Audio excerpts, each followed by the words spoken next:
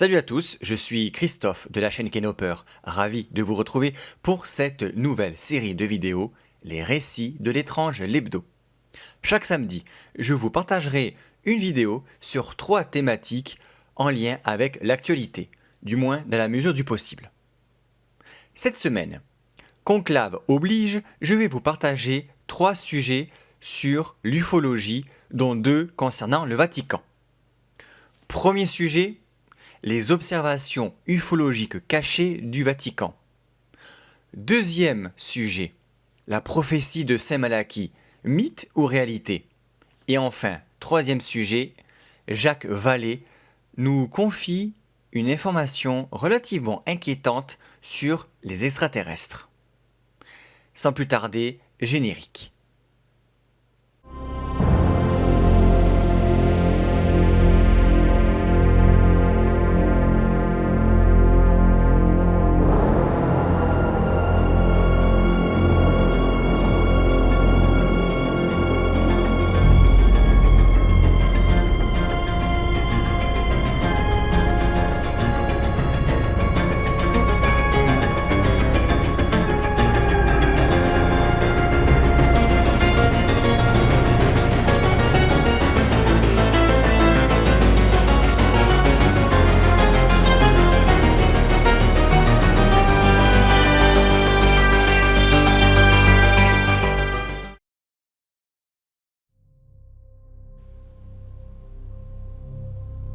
Et donc, vous n'êtes pas sans savoir qu'en avril dernier, le pape François est décédé.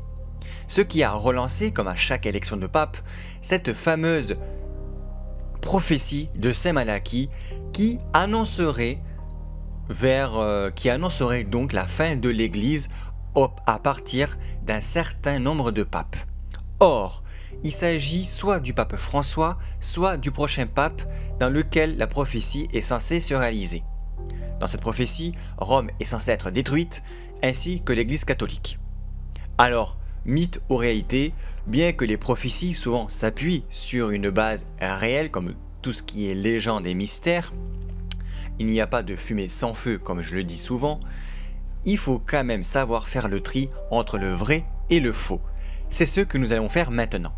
Mais avant, un petit tour rapide et un petit historique sur ce qu'est la prophétie de Saint Malachie, pour ceux qui ne le savent pas. Alors, au cœur des prophéties médiévales, celle attribuée à Saint Malachie occupe une place particulière dans l'imaginaire religieux. Ce moine irlandais aurait prédit la succession des papes jusqu'à la fin des temps. Une prophétie qui continue d'intriguer et de fasciner à notre époque. Publiée seulement en 1595, cette liste énigmatique de 112 papes commence avec Célestin III et se termine par un mystérieux Pierre le Romain, qui régnerait dans un contexte apocalyptique. Né vers 1094 dans une famille noble irlandaise, Malachie O'Morgair fut attiré très jeune par la vie monastique. Son parcours spirituel est marqué par plusieurs étapes importantes. Il devient d'abord abbé du monastère de Dizer dans le comté d'Antrim.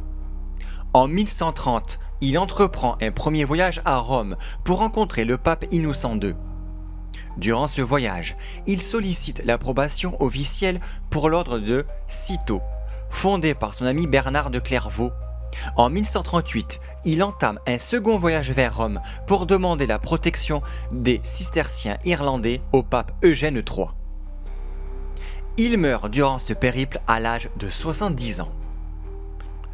Il est canonisé en 1190 par le pape Célestin III. La prophétie de Saint Malachie n'a été révélée au monde qu'en 1595, soit plus de 4 siècles après la mort du moine. Cette révélation est survenue par 2 sources distinctes. Première source, Woldemar de Dole publie dans son ouvrage L'histoire du roi Henri III d'Angleterre un passage mentionnant les prédictions de Saint Malachie sur les futurs papes. Deuxième source, l'archevêque d'Armagh Hugues O'Reilly publie également, après la mort de Malachie, un extrait d'un livre cistercien contenant ces mêmes prédictions. La prophétie s'achève par une prédiction apocalyptique, comme je vous disais en introduction, concernant le dernier pape. Je vous la cite. Dans la dernière persécution de la Sainte Église romaine, régnera Pierre le Romain, qui paîtra son troupeau au milieu de grandes tribulations, lesquelles étant passées, la ville des 7 collines sera détruite et le juge redoutable jugera le peuple. Ce qui est présenté comme la prophétie de Saint Malachie est en réalité un manuscrit découvert au début du XVIe siècle dans un monastère cistercien irlandais. Il a été traduit en latin par un auteur anonyme qui attribue ce texte à Saint Malachie. Un ouvrage qui raconte la vie du moine et présente ses visions des futurs papes sous forme de brefs commentaires. Enfin, une liste de devises latines cryptiques censées décrire chaque pontificat. Plusieurs éléments remettent en question l'authenticité de cette prophétie.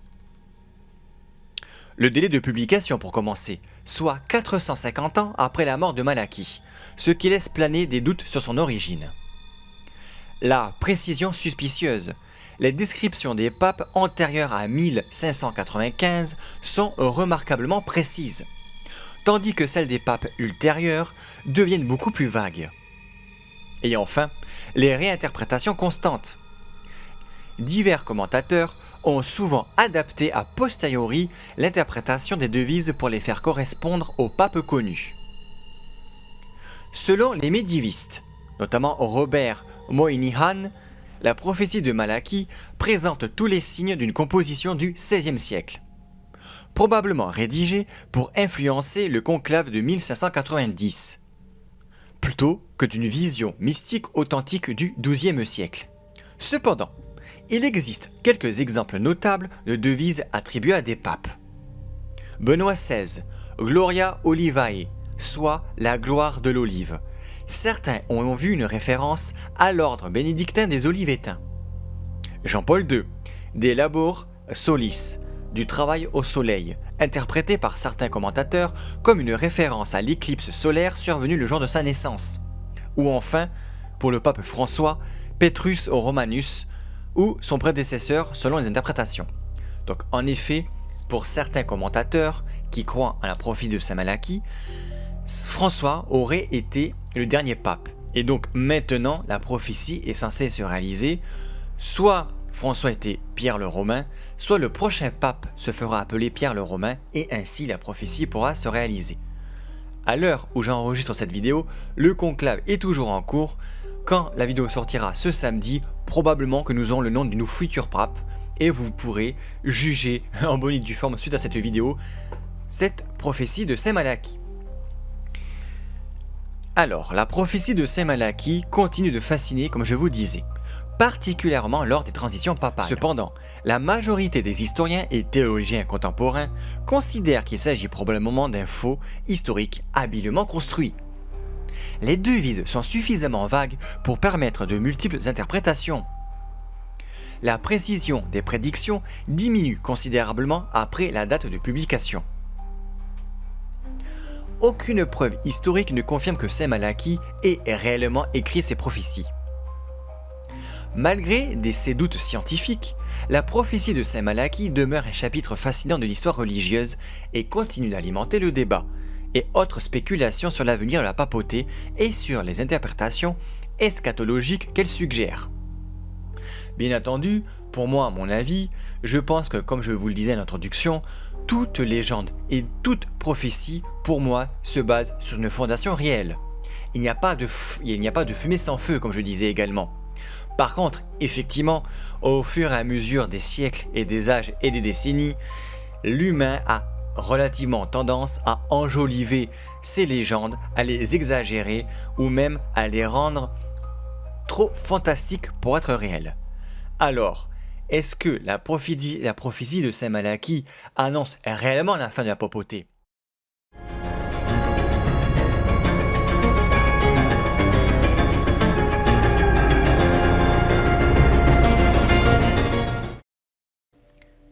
Les archives secrètes du Vatican fascinent depuis longtemps les passionnés de mystères et de phénomènes inexpliqués. Parmi les nombreuses théories qui circulent, celle concernant la présence de documents sur des observations d'OVNI dans les archives vaticanes suscite un intérêt particulier. Surtout à notre époque où les phénomènes aériens non identifiés font l'objet d'une attention croissante de la part des gouvernements du monde entier. Suite au décès du pape François, Mark Christopherly, un ufologue et chercheur reconnu, a lancé un appel public au Vatican pour qu'il dévoile ses archives présumées sur les ovnis. Selon lui, ces documents contiendraient des informations précieuses sur des observations de phénomènes aériens inexpliqués remontant à plusieurs siècles. Dans son interview au Mail Online, Lee déclare avec conviction: si l'Église est réellement engagée envers la vérité spirituelle et l'illumination humaine, alors elle ne doit plus cacher des informations qui pourraient fondamentalement changer notre compréhension de notre place dans l'univers. Lee avance une hypothèse controversée mais fascinante.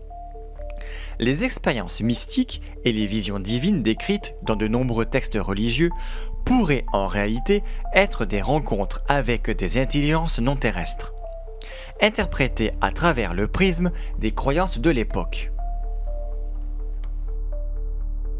Cette théorie, connue sous le nom d'hypothèse paléo-ovni dans les cercles ufologiques, suggère que des phénomènes comme la roue céleste d'Ézéchiel dans l'Ancien Testament ou certaines apparitions mariales pourraient avoir une origine extraterrestre.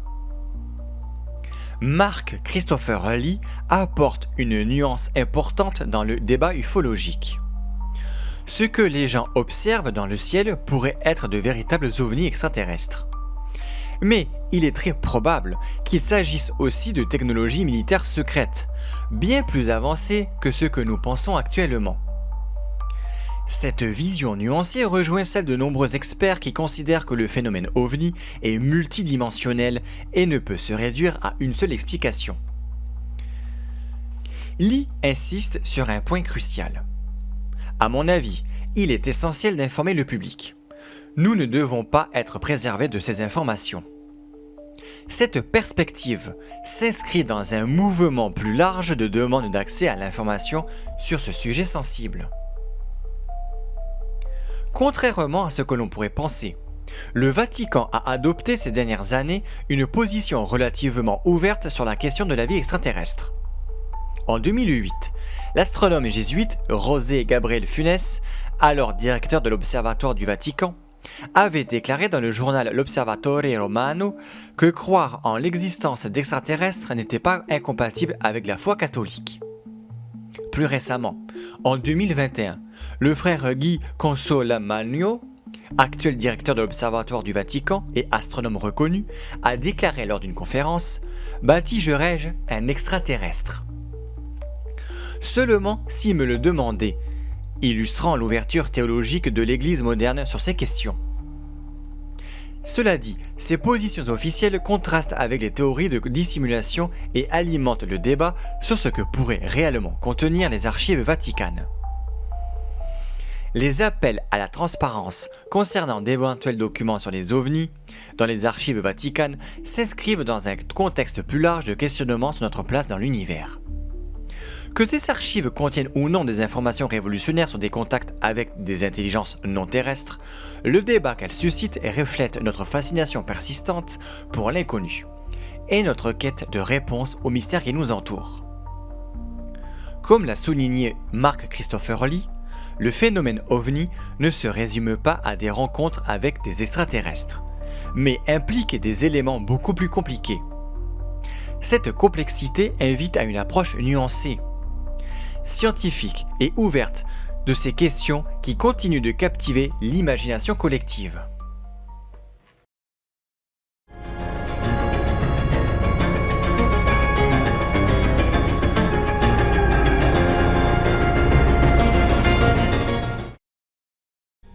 Jacques Vallée, astrophysicien français et figure emblématique de l'ufologie, a consacré sa vie à l'étude des phénomènes aériens non identifiés. Collaborateur du projet Blue Book aux côtés de Hein Hynek, il a également inspiré le personnage de Claude Lacombe dans le film Rencontre du troisième type de Steven Spielberg. À 85 ans, Jacques Vallée affirme avoir recensé plusieurs cas où des interactions avec des ovnis ont entraîné des blessures graves, voire des décès humains. Il déclare : « Je peux vous dire que dans mes dossiers, il y a au moins une demi-douzaine de cas bien documentés où les blessures ayant entraîné la mort étaient délibérées. » Ces dossiers proviennent notamment du programme d'application avancé des systèmes d'armes aérospatiales du Pentagone.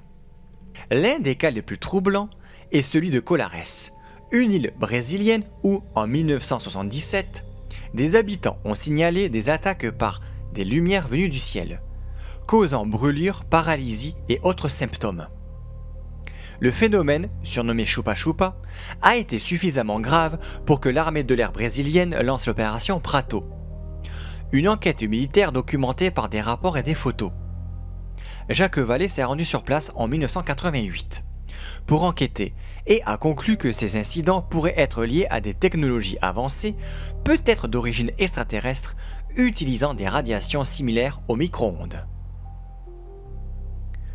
Jacques Vallée met en garde contre les implications d'une divulgation totale sur les ovnis. Il souligne que reconnaître officiellement ces phénomènes soulèverait des questions complexes, notamment d'ordre religieux et sociétal. Il déclare : « Si nous voulons révéler quelque chose d'aussi simple que de dire « Oui, nous reconnaissons le phénomène et il semble venir de l'espace », nous devrions répondre à une centaine d'autres questions. »